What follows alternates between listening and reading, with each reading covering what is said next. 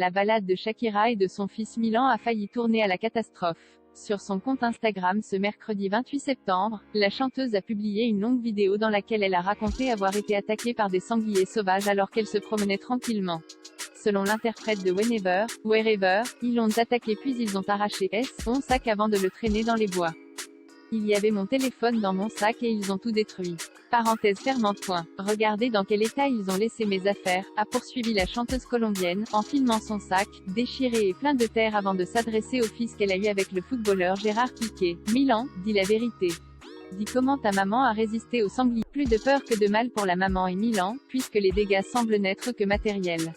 Shakira n'a pas dévoilé l'endroit où s'est déroulée cette attaque Pour Shakira c'est un retour compliqué car comme vous le dévoilait Closer il y a quelques jours, avec son époux et leurs 2 enfants, ils ont récemment savouré des vacances détente à bord d'un yacht dans le nord de l'Espagne. Une bonne manière pour la chanteuse d'oublier, un temps, l'enquête du fisc dont elle fait l'objet. Accusée d'avoir omis de payer ses impôts en Espagne, à hauteur de 14,4 millions d'euros, entre 2012 et 2014, la chanteuse colombienne pourrait prochainement comparaître devant un tribunal.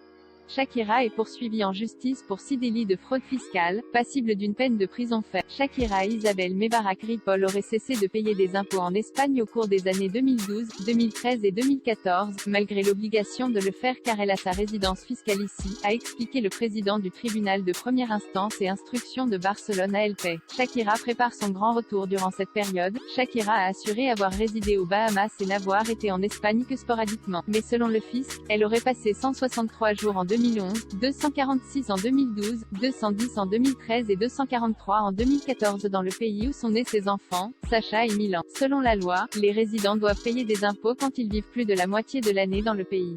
Pour se défendre, elle a fourni un permis de résidence permanente dans les Bahamas, un document sans grande valeur juridique car il est donné à quiconque achète une maison dans l'archipel.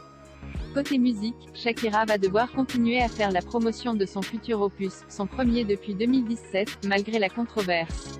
Après des années d'absence, elle a chanté sur la scène du Super Bowl avant de publier plusieurs nouvelles chansons cet été.